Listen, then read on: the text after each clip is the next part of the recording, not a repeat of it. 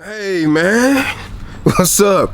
Terry Warfield, man. Hope you're having a good day so far. You already know the drill. If this is your first time on my channel, welcome. If you're a returning subscriber, make sure you drop a hashtag up in here in the comments so that we know you're up in the comments. I kind of got my Casey Neistat thing going on today, sunglasses, you know, all of that good stuff. But anyways, on today's episode with Tech Talk with Terry, we're gonna talk neutral density filters. So for you guys and gals that don't know what a neutral density ND filter is basically a tinted piece of glass you put on the front of your lens to alter the exposure, typically to either slow down your shutter speed or darken your subject, whatever it is. Now obviously there's a few ways you could do that without using the ND filter. Yeah, you can stop down your aperture, right? Change it from like f1.4 to f8. Yeah, that stops light, but that gets rid of your shallow depth of field.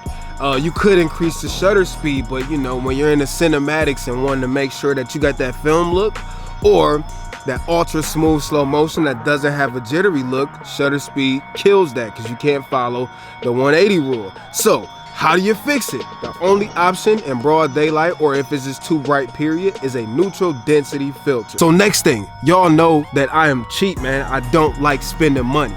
I hate it. I hate spending money. Like, I don't know why. I just don't like spending money. Maybe because I've been dead broke before, but that's a whole different subject. But I hate spending money.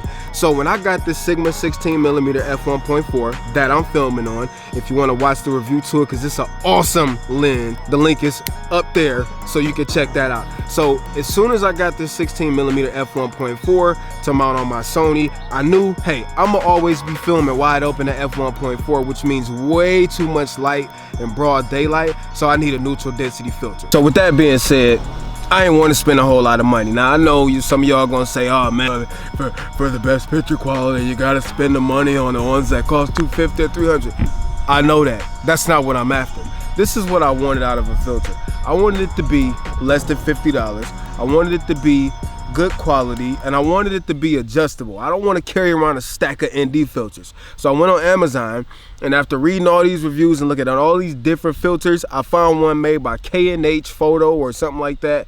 Anyways, the link will be in the description, but I'm not sponsored by them. They didn't pay me to do this video. They don't even know I'm making this video. So I went on here reading all the reviews, and I'm like, man, these reviews sound dope. You know, everybody's saying, you know, not perfect, but definitely gets the job done. And for my purposes, you know, I don't really need nothing that's like professional quality. I really just wanted something that I could adjust on the fly for my Instagram videos and for, you know, for YouTube and things like that. So when I knew I needed a cheap one for my SIGMA16mm, I'm like, 25 bucks, good reviews, 1 day shipping from Prime, let me get that right now. So here's what I think so far. For $24.99, I gotta say I'm glad I purchased this. So it's not perfect. And I turned this on the darkest setting so you guys can see that on wider lenses, there are some negatives, you know what I'm saying? But it's cool though, because again, for $24.99, we already knew it was gonna have some cons to it. But as you see, like on some neutral density filters, when you turn it all the way to the darkest setting on a wide angle lens, you tend to get a lot of vignetting and a lot of X in the middle.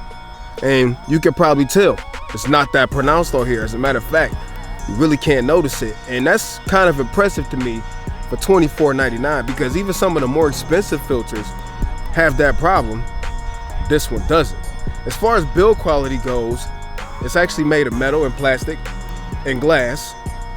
So, I mean, it's not the best thing out there, but it doesn't feel cheap.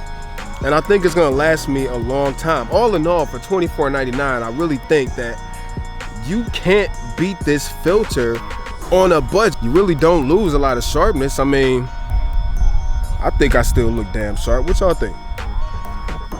Now, obviously, we're not pixel peeping here, but it's getting the job done on its darkest setting where most of the image quality loss will be from. There's also no pronounced color shift for $24.99. Like, I think if you need a neutral density filter, like I said, this is not sponsored in any way.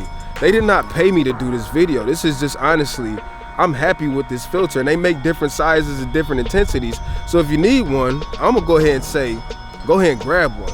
Now there is an affiliate link in the description. Yes, if you click on it, I will get a little bit of change for it. And you know what? If you click on it, if you need to buy one, I would really appreciate it because it does help my channel and it helps keep the lights on and the babies fed. So I'm gonna go ahead and say for $24.99, you really can't beat this. Came in a nice box, real nice presentation. I'm sorry, I threw the damn box away, but it did come in a nice case with a nice microfiber cloth on top of that. And I'm overall impressed with this filter from K&F for $24.99, Amazon Prime, 1-day shipping. What? Send me an extra one right now. But seriously, if you need a good, inexpensive ND filter, I strongly recommend grabbing one. So that's all I got for you today, man. That's all I have for you today. Make sure you guys check out some of the new videos, man. I've been trying to pump out quality, and I mean quality content for y'all. So please take some time and go watch them. Peace, chicken grease, and much love. Terry Warfield.